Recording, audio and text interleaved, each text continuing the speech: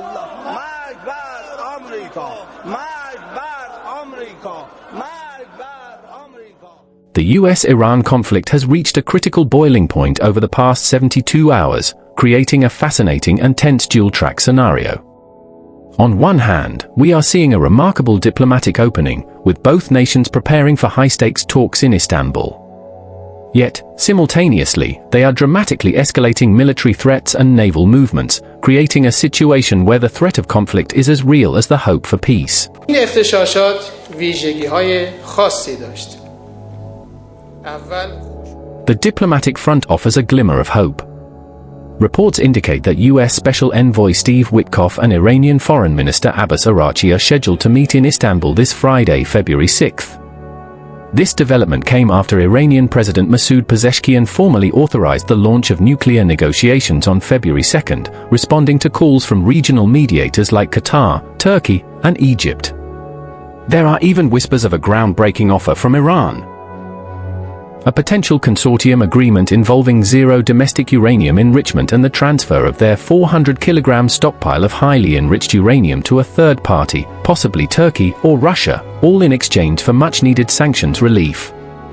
This would be a significant step if it materializes. We have the biggest, most powerful ships in the world over there, very close, a couple of days, and hopefully we'll make a deal. If we don't make a deal, then we'll find out whether or not he was right. However, despite this diplomatic progress, the military track remains alarming.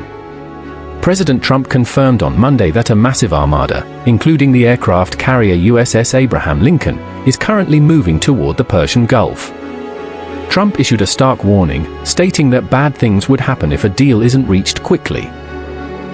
Iran's supreme leader Ayatollah Ali Khamenei responded just as forcefully on February 1st, warning that any US strike would ignite a regional war, specifically threatening US bases in the Gulf and targets in Israel.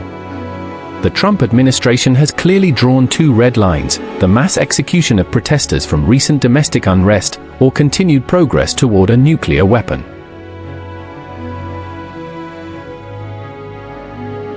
This urgency for a deal appears to be driven by significant internal pressures within Iran.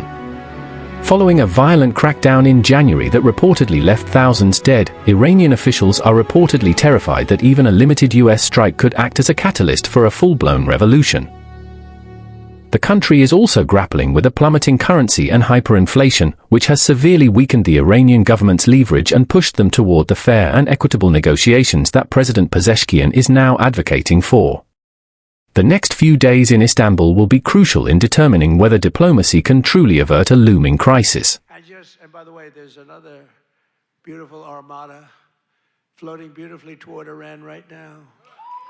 So we'll see. I hope they make a deal. I hope they make a deal.